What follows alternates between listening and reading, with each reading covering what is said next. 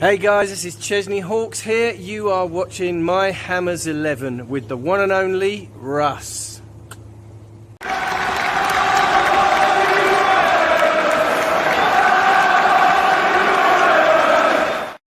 Hi everybody, Russ from My Hammers 11. Hope you're all safe and well from your channel. Please consider subscribing, hitting the bell icon so you're made of any time we put new content on. As always, I'd like to thank our lovely channel sponsors, Untuckit. Check them out in the description below. So you have another ex-hammer today. As I was saying to Clive just before we started, I think Clive's were at like our 70th or something like that. Clive Clarke played in the 2005-2006 season, and he's just about to go and play golf. So try and be nice and quick. How you doing, Clive? How you doing, man? I'm very well, thank you. How are you? Yeah, I'm all right. You know, when the sun shines, it makes lockdown and coronavirus a lot better, doesn't it? A lot easier to deal with.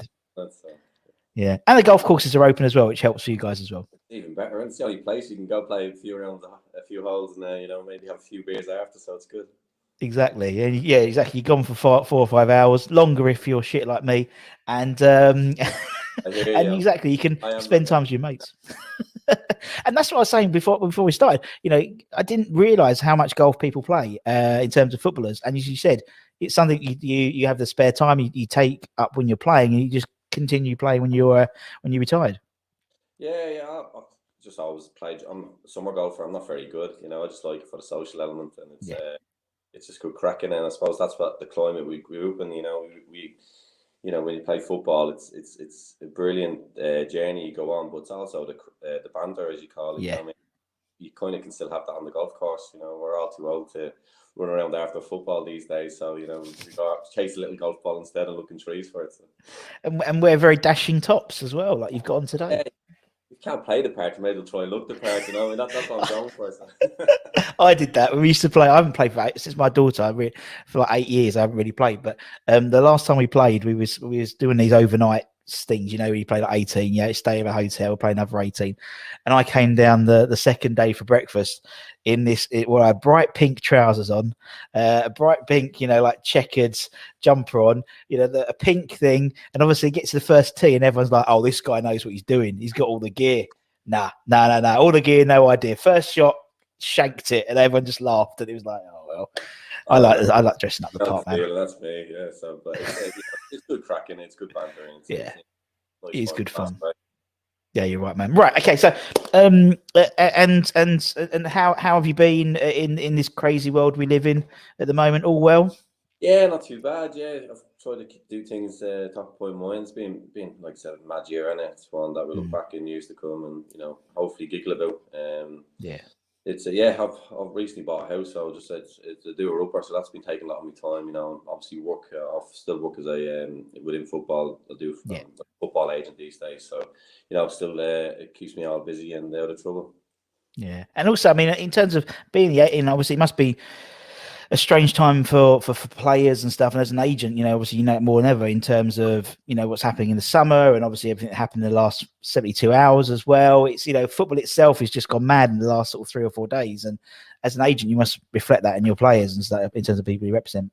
Yeah, it's been mad. I think obviously, it's for everyone to see the big clubs handled it really wrong. They probably had an argument, to question what UEFA get up to and do, but the way they didn't, go and talk to their fans and all was ridiculous. And I've been really impressed by how much the fans have come out and shown how passionate they are about the Premier League, and they don't want that to be affected. So it's been really good to see how much people still care about the game, and it's, like I said, it just shows you some of the ownership groups within the Premier League are really trying to take it away from the football, and it's all about business, and there has to go hand in hand for me. Yeah.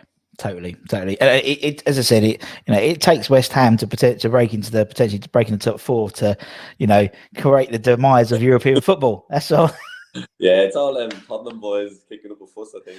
That's what it was. That's what it was, Clive. I mean, you were there for only a year, but you know it. It's that Tottenham lot. It's that Tottenham lot. They can't cope the fact that we could be in the Champions League and they're not be. But anyway, so if we go back to the beginning, so obviously, so for people who may be the less experienced fans of West Ham, so Clive signed from Stoke in, I think it was July 2005, and the question I'd love to ask you, Clive, is obviously you played, at Stoke, you had like 260 odd appearances. You've been playing for a long time there, 5 or 6 years, something like that. Why West Ham? Why the change, man? Good question. To be fair, I was quite happy at Stoke, and Yeah. The new guys who were coming in, Bet365, they were people who were at the club when I signed, and they were on about coming in. The club was a bit in turmoil, they couldn't agree a fee. The old owners had stopped investing in the team because of obviously they were selling the club and all that. And I just had enough at Stoke, to be honest. As sad as it was, it's a club very close to my heart, Stoke, but I felt like I'd done my time, and you couldn't see the investment coming in. And to be honest, you want to be challenged at the top of the champ or going and playing the Prem. And, that summer I had a year left of my contract, and I made the decision that I wanted to go and experience something new. And I held talks with Alan Pardew, who came in for me. I think he was good friends with Tony Poulis, who was my manager at Stoke. And, he made me captain. Also, I had a really good relationship with Tony. And I went up, sat with Mick McCarthy at Sunderland. He was Sunderland manager at the time. I just felt that, I always wanted to live in London as well, I wanted to have that experience down south. I knew it would be hard to get in the team, and he never hid that from me, he was very honest with me. Alan Pardew was, he said, look, I'm going to sign Konchesky as my first choice left back. Okay, yeah, sure. He came in at the same time. I think he just signed Conch, so I knew that was already happening. And he said, look, Matty was fantastic for us last season, but, depending on how the season goes, I might play Matty on the right wing, play Conch left wing, you left wing, because I could play sort of both as well. Both, yeah. And I came in, but to be honest, I got injured the first day I was there. I know. It was a bit of a nightmare, and I was out for 3 months, so that sort of was the story of my career at West Ham, really. Never really got it going.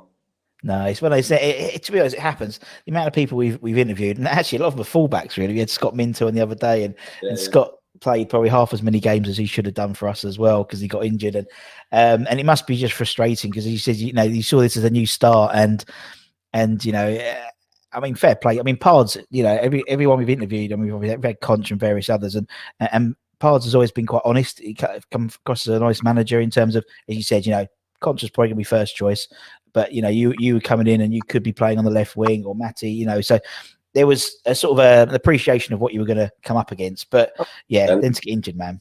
And you could never, without being rude, that year was an unbelievable year for the club. After the sort of turmoil I'd been through, getting relegated with that fantastic crop of players, so many internationals, to then sort of restructure the club. And, Alan Pardew deserved a massive pat on the back for that period of time. And I'll get to the FA Cup final. I came back from injury, and, I haven't had a full pre-season. I've come back from injury, trying to catch up, and the lads were absolutely flying. So it was one of them, you were desperate, because I'm so used to playing, as you said, at Stoke. It was like, I was one of the first names on the team sheet, knew I was going to play, and that brings confidence, everything to sort of being put back to the bottom of the queue again. And, the performance of Konchesky and Matty on the left wing were phenomenal, and they both got recognised, being called up into the England squad and all that. So, you sometimes just have to, take a hat off. And then, I was on the bench a lot and got a few appearances here and there. And when Conch got injured at the end of the season, I got injured again. So I know. Yeah, I was about to say, it must be again. It's like, it's ready to go, and it's like, oh, fuck. I know, yeah. And I was just, I knew he was injured. I was trying to put off having a hernia operation, but it just ripped on me. I couldn't put it off anymore. And it's just one of them things. But now it was, I enjoyed my time at West Ham. It's funny, I didn't play a lot, but I really enjoyed the experience. And to be honest, it's probably one of the regrets of my career that I didn't stay, because Pardew wasn't trying to move me on. It was more me. I was so used to playing, and going off the back of that great season, you could only see them building stronger. But I didn't know the wheels were about to come off. If I had a crystal ball, I would have stayed there for 6 months, because I'm much more. I really enjoyed it, and it wasn't a case. I was frustrated and I wanted to play. And clubs came in for me at during January transfer window. Watford, who were challenging the group, I think they actually went up that season from the Championship. They were really keen to have me, and Pardew said, "Look, I know you're not playing, but you're too close to the first team. I need you around. If anything happens to Conch or Matty, whatever." But to be fair to the guys, they kept ploughing on and getting great results. Yeah, it's unfortunately just one of those things, isn't it? As you said, it's just one of those things in football, and you've been around long enough to know that's the case, and obviously, from a professional development as well, now obviously going into being an agent, having that sort of period at West Ham where it was injury and not breaking into first, obviously then you've got that experience to then impart on the players you represent as well, because it just gives you that sort of that sort of understanding what they're going through as well. And but I mean, you still you made three appearances, Clive. First appearance. That's 3 more than me, man. And I'd give my life to turn up once, let alone twice. But and you got to just looking at the fixtures. Obviously, you got to play at Upton Park. Coming out as West Ham, for Upton Park, and and again, something which millions of people around the world would die for doing. I know I made my debut at Highbury, league debut, to say, and we beat them. I think it was the last game they ever lost at home. I think exactly. Yeah, it was the last game. It was the last game at Highbury, wouldn't it? It would have been, and so you've always got that in your locker, haven't you? Yeah, there's a few. Yeah, it's the same. But it was more like the lads. We had a great bunch of lads. You know what I mean? Yeah. Really strong friendships with the lads there, and we had so much crack off the field, and it was it was a great time. To be fair, we had a great year. I probably had too much fun off the field because I was injured a lot. So Jimmy Walker were a bit notorious. Oh, that old Jim, God, yeah. Well, he's not at Ipswich. He seems to be having a lot of fun on Facebook and stuff at the moment. Yeah. Now the pubs are open as well with Jim, but yeah. That was a good plus for Jim in the beer garden. The sun's out in the beer garden. Man after my heart, put it that way. But you're right. There's and to be fair, Clive, everyone we've interviewed has always said about the crack at West Ham and just they enjoyed their time there. As I said, it wasn't long for you guys. Obviously, Sunderland, came. You went to Sunderland in a deal with obviously George Mack coming back as well. So there was a bit of a crossover there, but. You're part of as I said, you're part of the fabric of West Ham, and they'll always have that Highbury game will be, etched in history. It's like anyone who played in that Tottenham game. We were the first team to beat Tottenham at the new stadium, and the first team to score. It's all these little historic points which we bring in. Actually, we were the first team to beat Arsenal at the Emirates as well. So it was amazing. It was amazing the turnaround. We just seemed to do well against Arsenal, didn't he? They batter us for most of the game. We just nick a goal here and there. So. Oh yeah. It's always the West Ham way. It's the West Ham way. Although this year, unlike West Ham, usually we're doing quite well against the bottom teams as well, which doesn't usually happen with West Ham. I think that's he built his career on that, and he's very, very organised, very successful at getting teams set up correctly to beat the teams that you're better at. If you match them for work rate and all that, and he's done that, and he's installed that in this group of lads, and he's done a phenomenal job. Yeah, no, you're right, man. You're right. Right, okay. Let's talk about your 11. So obviously we're going there for the season, but still, it's good to sort of talk about some of the players that you played and you trained with as well. Maybe you had a crack with or whatever, that type of thing. So we'll try and keep it to a 4-4-2, just because it's the only graphic I've got on me. So you can put yourself in, Clive. More than happy to get those appearances back up, man. It's all cool. I'm not fussed. Not fussed. I think some people do, some people don't. Right. Okay. So let's start off in goal. Who would be in goal for the Clarke 11? Oh well, it's a tough one, isn't it? Like Jimmy would be one of my best mates there, Jimmy Walker. But me and Roy got on great as well. 2 mad Irishmen, I suppose. Yeah. So Shaka, it was a funny season in some ways because there wasn't a lot of lads who played every single game, and I think I haven't got the fixtures in front of me, but Roy and Shaka Hislop, they shared the fixtures between them, and both were outstanding. I'll probably just go for Shaka, to be honest, in my best team. Roy would probably kick me ass for it, but yeah, he will do. We've had Roy. Keeper, but I think Shaka played more games, but Roy was 2 of them were outstanding, but I'd probably just go for Shaka. Yeah. We've had all 3 of them on, so whoever you picked, the other 2 would have been pissed. No, I'm joking, but you're right. And again for Shaka as well, because he sort of he came back. I call him a boomerang player. He came back and obviously then ended up playing the FA Cup final. And so fair play to him. Fantastically well, didn't he? He was at the tail end of his career. It's funny enough, I bumped into him. I was doing a bit of recruiting in America about 7 or 8 years ago in Boston, and I bumped into him watching a university game. So it was nice to catch up with him there. Oh, brilliant! Yeah, he's a top boy, isn't he? He's top boy. I love him. And so, right, and also, I always say about Shaka Hislop because, like, that era, I think probably your era with you and Jimmy and Shaka, I'd say, and as an agent, I think you could probably, you probably know this as well. But for me, that was the last time that footballers were relatable rather than aspirational. You know what I mean? Where the money in the game, fair play to them. Fair play. They can live in their apartments. But I know Jim used to live in Epping, and Shaka used to do his big shopping out. And when I used to work in Safeways, and what I mean. Me, James Collins, and a few of us lived in Repton Park. road exactly. Go to the local boozer down the road, mix with Tottenham fans, West Ham fans. Obviously, it was a great time, I think, to play. Not with all this Instagram and everything. I think it's took away from that from the players. Exactly. Yeah, exactly. I mean, that's what Jim said the same thing. Him and Roy would be down 115 and Epping and stuff like that and all that. I know, all that crack. Yeah, I used to go there. I remember I come down to when I came to West Ham. I just got injured, as I said. I was staying in the hotel down in Walton Abbey, the Marriott. Yeah. I nipped out. I was bored one night. I was like, just got injured. The lads have got a big game this Saturday, and I'll go down. And obviously, when I couldn't, when in Stoke, obviously I couldn't go out and socialise as much as I would have liked. You know what I mean? Because obviously it's a small place. Yeah. So when I was down, I went into Epsom Country Club with a friend of mine, and I met someone. So Jimmy comes in the next day anyway, and he goes, "There's been some Irish lad, Michael, apparently plays for West Ham or something." You know what I mean? It's like, who's this Michael geezer? I was down everything thinking, yeah. Anyone asked my name? Yeah, Michael, man. Just but then my mate was going, yeah, he's just signed for West Ham. That's why we're down here. So they were like, brilliant, doing two together. I was nipping in there with the bars around Epping at the time. So yeah. Well, there was a lot around there. Epping. Yeah, I lived in Loughton, so yeah, Epping, Loughton, around there. Yeah, you started a new bar. It was there. It was the start of the new bar, weren't it? Yeah. Oh God, yeah, that takes me back. Yeah, but obviously with like Waltham Abbey, you'd go up to the Marriott, and there was always, was it the Volunteer? There was one which was just around the corner, which like people used to go to because it wasn't so close to the Marriott. Anyway. The Green Man as well. I think that was on Christian Daly used to go to. Green Man or something along the road there, wasn't it? And then you got to the roundabout there. You turn left to Epping, right to London. So get to that roundabout on this side where we're going.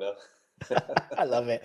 Right, we'll put Shax in going. Let's go left back. Who should we have at left back? Yeah, Paul Konchesky straight away. He was outstanding the year I was there. I learned a lot from Conch. He played in the Premier League quite a lot of games. I hadn't played in the Premier League at the time, and he was very professional, great guy. We didn't say a lot, to be fair to him. Just went around with his business, and for me, outstanding left back, and it was a shame, a crime really that he did sort out his differences with Corbesley that time, because he should have got on. I think he would have gone and played more games for England. Definitely. If he was allowed to continue that, I think West Ham gave him a fresh start at that time from Sharon, so I thought it was a shame for him. He was outstanding that season. I was there, couldn't fault. Yeah, no, I totally agree. And it's nice, obviously, he's still involved in the club, in terms of being sort of the lone manager type thing. Manager, yeah, he's a nice guy. I can imagine him fitting into that quite well. And he's been there and done it. He knows what it takes to be a top player. So yeah, no, he does. He's top boy. We've had him on as well. So yeah, good old Conch. He'll like it. He'll like the when he goes up. When it's like a few of them when they appear in it, that you see they retweet it. So people still like me. yeah, no, he's a great guy.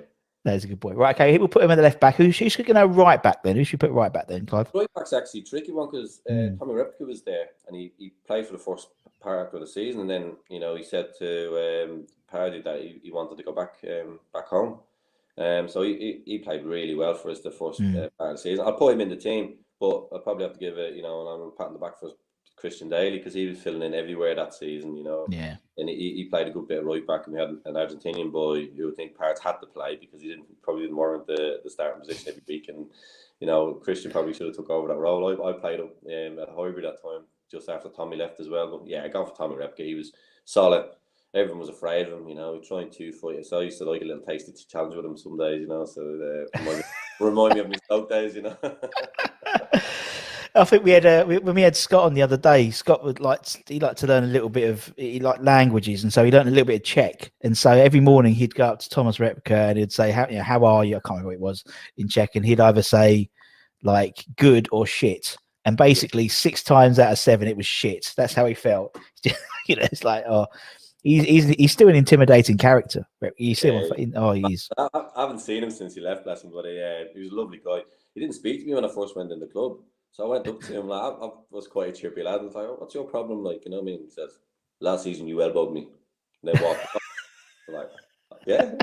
And I realised in the previous season, the season he went up, I played left wing against Tommy, and we had a little bit of a rough fair game. play, man. Jeez, I wouldn't go near him with a 6-yard barge pole. To be fair, when you play for Tony Pulis, mate, you had to, if you weren't given 100%, then you weren't. I could imagine. You wouldn't play. I could really imagine. I think he made me captain to try and toughen me up a bit, Poulos, to do that, you know what I mean? So, yeah, no, Tommy's a good guy, and he probably deserves to be right back in my team. Yeah, no, definitely. Right, so we got Conch. We got Conch who's bald. We got Repka who's bald. We didn't quite well. Right, okay. I've kept my hair quite well. You've done well. You've done exactly. You've done well. Yeah. Right, okay. Centre back. Who's your first centre half then? I'm trying to think of an on-ball person.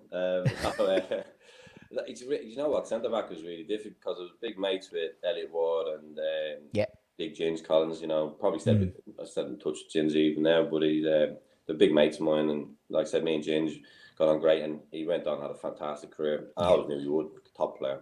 But that season, to be fair, Danny Gabbidon was outstanding. Yeah. He couldn't put a foot wrong. You know, even when he slipped, he got back in and, you know, made brilliant challenges and all. He was outstanding. Shame he didn't go on and do better, Dan, because, you know, he started picking up niggly injuries around that time, and it sort of, I think it stopped him from being the player he should have been, even though he was an outstanding player. But that season, I think he was the best player probably in the club. He was outstanding. You were getting, you know, when you say about a 7 out of 10 player who's steady Eddie, Danny that season was an 8 out of 10. You know, every game he was outstanding. Very true. You know, you probably count on one hand at times. He gave it a slightly underperformance, but his underperformance was, you know, still a good performance that season. He was outstandanding, and he would be, you know, first name on the team sheet for me that season. Definitely. No, you're totally right, man. You're totally right. And that's one thing I loved about the first lockdown, because it was Gabs doing his little DJ sets, his live DJ sets in his loft on Instagram Live. He hasn't done them for ages. It's really a shame. Never seen that, you know. I missed that one. It was good fun. It was good fun. Yeah, he was just having it on the background, and he looked at it, and he didn't pay attention to anyone who was commenting. He was just like DJing. Oh, bless him. Oh, Gabs. Right, okay, so we'll put Gabs in. Who's he going to partner then in the centre back positions? Yeah, it's a tough one, that. You know, again, they said like James and Elliot feel hard to leave them out, but Anton, the two of them were a great partnership that year. You know, so it kind of picked itself. Anton done fantastically well that season. They were good foils for each other. You know, Anton was sometimes could be a bit erratic. You know, you go flying into the challenges, and Dan was like the calm and influence, and they really helped each other.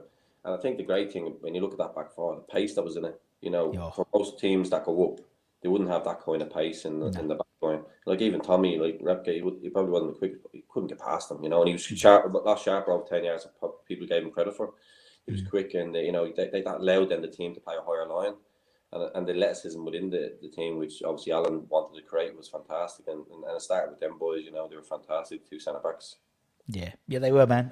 You're right. It was quite unusual to. It's very similar to, I think, when Wolves went up, and a bit like Leeds go up. You know, it's a youthful team that goes up, and so, you know, just the youthful enthusiasm takes over. Dotted with a few pros, but it's the youthful enthusiasm, and yeah, as you said, that's quite a rapid back line. Yeah, the energy. It's funny, like that. I was injured and I came back after a few months anyway. I mean, I remember playing Villa at West Ham on Monday night. It was live on Sky, whatever. I joined in training on the Sunday, and it was like whatever it was, 8v8 or whatever it was the thing. I remember coming off, I was absolutely shattered. It was like I played 90 minutes. The intensity within the group, because obviously got off to a decent start, was fantastic, you know, and you know, they trained well, you know, and then he took that into the game. He just knew that there was something building there at that time, and you know, it was great energy around the place, and it was youthful spirit, sort of with a few older heads within it. Yeah, no, brilliant, man. Right, okie. There's your back four. Let's go into midfield. Let's go left wing. Who's you have on the left wing? Left wing, Matty Etherington. You know, no challenge. Matty was outstanding that season. You know, in every which way. You know, up and down, all day. Fit lad, Matty. You know, him and Cons formed a really strong left side, and you know, assists. You know, beating his man, tracking his man back. He was outstanding. So Matty Etherington all day. Yeah, you're right, man. And yeah, top guy as well. Really nice bloke. Really nice guy. And you know, obviously he had his problems, and you know, it's funny, isn't it? There's a few. You mentioned people like Matty and Anton rather, and you know, obviously he was at Stoke, West Ham, Sunderland, and obviously Matty goes to Stoke. Anton goes to Sunderland, and you know, it's funny, isn't it? How these little three clubs, and links, it's just all the links. I love it, man. Okay, so we'll put Matty in. I've interviewed most of this now. As I said, I've done 4 out of the 6 so far, so doing quite well. Right, okay, let's go right wing. Who's you on the right side? Benayoun. Oh yeah. Benny, best footballer in the team by a mile. Without no disrespect to the lads, I bet you get that quite a lot. To be fair, yeah. 5'6", 9 stone, wet through. Build, he was fantastic, but a great guy as well. He lived in the hotel, and then we lived in Repton, and kind of looked after him a little bit when he first came over. So I had a really strong bond with Yossi, and he was outstanding man, player, and everything else in between. He was phenomenal. Yeah, and then I think, who was it? Someone mentioned that he didn't mind a little tackle. He loves a little tackle in training. Yeah, he did. Yeah, when he come out, he wouldn't have his laces done or anything. Thinking, who the hell is this lad? He just signed him from Santander, and you're thinking that I never really heard of him, to be fair. Yeah. And then after about an hour in training, you're like, oh, yeah, he's not bad. I love that. I love it. Feisty as well. He wasn't, like you said, even though he wasn't the biggest, he wasn't afraid of a challenge, and he wasn't afraid to tell the players what he thought as well. So yeah, good guy. That's great. You love stuff. You hear stuff like that, right? Okay, so we'll put Yossi on the right centre mid. So who's gonna be your first centre midder? Hayden Mullins for me. He was a bit like Danny Gabbidon. He was that calming influence within that kind of youthfulness in the midfield and defence, and he just sat there in front of the back four and just kept us ticking, won the ball back, broke play up, and you need that in players who sort of do the dirty work, and that's what Hayden done. He was like I said, a great guy as well. That was one of the things, to be fair to Alan Pardew. People say stuff about him, and the quick to sort of say chocolate or whatever, all these things. Yeah. But I always thought he'd done a little research into signing players, and likes of Hayden, myself, and all, we're all captains at our previous clubs, and I think he took that as sort of a good character, and Hayden was definitely one of them guys. He was a good leader, good talker. Wasn't the loudest, but very confident, very sure of himself, and he took that onto his performances. He was a real solid player that year. Well, definitely, and it's funny because he's one of those players that gets picked 9 times out of 10 by players who have played with him, but obviously because he did the dirty work and and did sort of stuff that didn't necessarily get the headlines, fans don't necessarily pick him. And it's because, as you said, I think we had Zamora on the other day. And he went, it's because they don't understand football. That's why they don't understand football. And but you need your Hayden Mullins, and it's true. You do need these sort of guys who are going to do the. I mean, Mullins was a 7 out of 10 person every game, wasn't he? Yeah, he couldn't do what some of the lads who were playing for Man United. No. But when you get to certain levels, when you become a really good pro, like you know what you can do and can't do. But what I liked about him from a fullback, he'd always receive the ball. He wasn't afraid to get on the ball. You play with players, and when things haven't gone so well, they shy away. All of a sudden you haven't got that option, and then you've got to play it long, and then the fans are giving out to the fullback because you've got to play it long, but you've got no options. He was never one of them. He never strinked it, and he always wanted to receive the ball. And they said good player, and that's why you'll find him so many teams that people pick like this, because you respect players. It's like player on player, and that respect that you get because he wasn't afraid to get on the ball, and he was outstanding. Yeah, you're totally right. And your point about Pards doing, obviously the research and stuff. Do as I said, I've worked at the club for 20 years, and Pards was the only one who would actually, like, before the game, we'd go into that little shitty manager's office, the really small one, and he'd go, right, Russ, what music we playing today? And I was like, what? He's like, the first time it took me back a little bit. What music are you going to play? And I was like, I don't know, a bit of like stereophonics. Maybe play a bit of Rat Pack. It's like, I can't really see Frank Sinatra Fly Me to the Moon getting the. But no, sorry. Or he'd come back from Florida and he had this idea of doing. He's like, I was at SeaWorld and the Shamu show. They would ask these questions and the camera would zoom in and say, look, give them a question, and they had to put their fingers up to say how answer 1, 2, or 3. And I said, yeah, that's a great idea. A great idea. Putting a camera, a pissed up fan, putting fingers up. What's the answer? Yeah, number 1, mate. Yeah, number 1. Yeah. Number 1. Number 2. That one. Yeah, the cheeky East End London boy, I'm sure he'll get exactly. You could just imagine that. We're not in the Florida, we're not in the Shamu show. But yeah, at least he cared about it. Do you know what I mean? Yeah, but like you just said there, sorry, he was always trying to think outside the box. Yeah. What can improve him? What can improve others? And sometimes there's a lot of nonsense, as you just pointed out. But at least he was trying. Sometimes they stick. Right, okay, we'll put Hayden in. Who's he going to partner then in that middle? Yeah, I think that's one of the toughest ones for me, because Nigel Rucoka played a lot of the games that year, and he done well. Well, I remember going in, Mark Noble was there. He was, you could tell he was going to be a player, and he played a little bit the previous seasons, and he had such confidence for a young lad. He took me back a little bit, but then you go, this lad's going to trip himself up here. He's probably a bit cocky, you know. But then you get on the ball and he played with such composure. It was like, oh, it was frightening, you know. But I'm going to put Nigel in just for the amount of games he played that. And probably Carl Fletcher's there as an honourable mention. He done well when he stepped in that year as well. And Christian Daly played central midfield as well that year. And but Nigel, you know, Nigel became that driving force alongside Hayden, who sat in front of the back four. Nigel really drove with the ball and got us up the field at times. Yeah, and you know, to be with obviously we had Nigel on as well, and you know, he was saying, you know, he was a young lad, and he was sort of thrusted into being captain as well. Really, you know, obviously Pards made him captain the first season rather, and it was a lot of a lot of pressure, I think, for Nigel. There was a lot of pressure. That.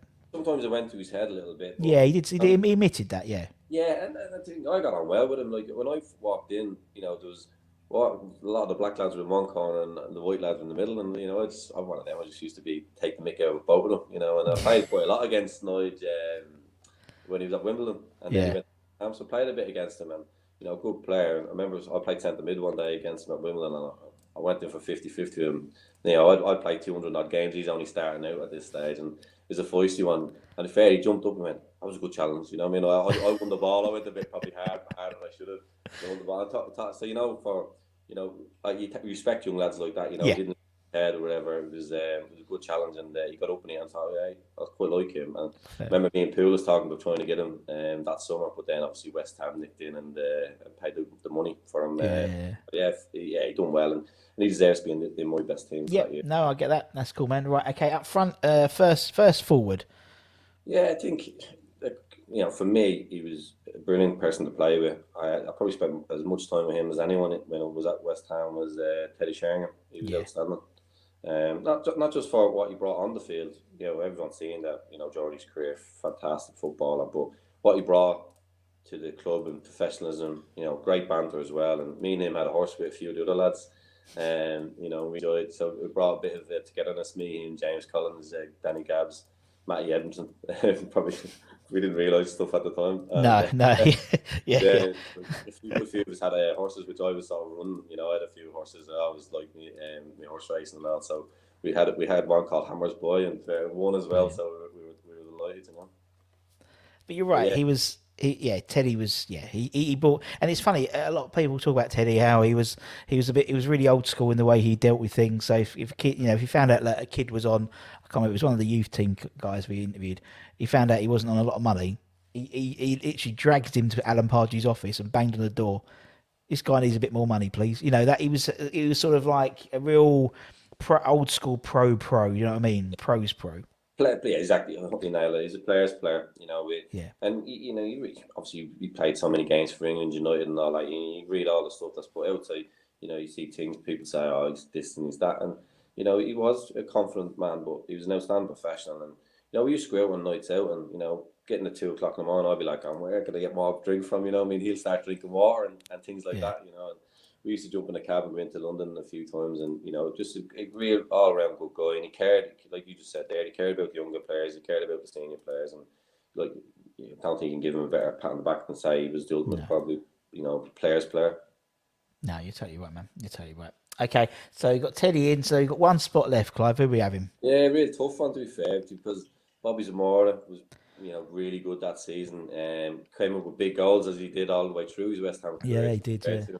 You know, he was one of them, you know, really good players. But for me, he'd be the number one sub, and I'd have to go for Marlon Harewood, because Marlon was a great foil for Teddy and for Zamora. You know, with his pace and the way he could stretch teams, then allow the midfielders more time and all. And that season was probably his best season at West Ham, to be fair. But he was really good, Marlon. Definitely. And, you know, I think that team that I picked probably was Alan Pardew's first choice team, and rightly so. You know, a few of the lads were probably good that they didn't start games, but that was the team he kind of went to when he could go to it, and you know, they're the ones who got the most results for us that year, and that group of lads were, you know, spot on bunch of lads. Yeah, no, you're right, man. You're totally right, and I think you're right about Marlon. You know, because where we used to do the DJing at the old ground, it was where between the Bobby Moore and the West Stand, so where the police control, where the scoreboard was. Yeah. And that little corner, I'd always used to call Harewood Corner, because Marlon would always get into the right corner, the right channel, do like something, and then go along the byline every game. But yeah. I love Marlon. He wasn't like, he probably wasn't as silky as someone like a Bobby or whatever, in possession, but he was very effective in that season. Yeah. Because I always felt Marlon was a confidence player.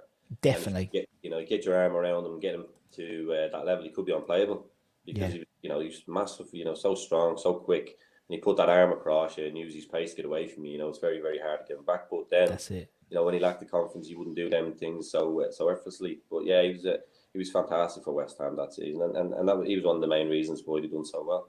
Yeah, I totally agree, man. Clive, man, thank you so much for your time. I said half an hour and 35 minutes. There we go. I'm a man of my word. So thank you, man. It's been great fun. I love it. I love chatting to guys who've obviously, who were part of, and as you said, that was a really exciting time at West Ham. And so, he probably did well to get out of it when he did. I know he said, obviously went a bit south after them for a few seasons. And it's fair, like being there for that season, because it was so, it was new for a lot of lads playing the Premier League. Yeah. It was the excitement for the fans bouncing back after that time, like I said previous, and it was a great time to be there. And for me, it wasn't soured by what went on the following year or anything else. So I have special memories, and just for when we bought a horse that summer, just after I left, Teddy goes, "I want to name it after my son Charlie," and we named this horse My Boy Charlie. And he went on and won Group 1s at the highest level. And everything just seemed to work for us that year. I wish I had that luck now. So be nice, wouldn't it? Be nice. It was a great time, and thanks very much for having us on. Absolute pleasure, man. Really, really enjoyed it. Obviously, thanks everyone for watching. Don't forget to share, like, subscribe, all that type of stuff. Myself and Clive, take care, everyone. Stay safe. Wash those hands. Get those appointments when you get your jab appointments. Come on, you irons, and we'll see you again very, very soon. Take care, everyone. Much love. Cheers, Clive. Thanks.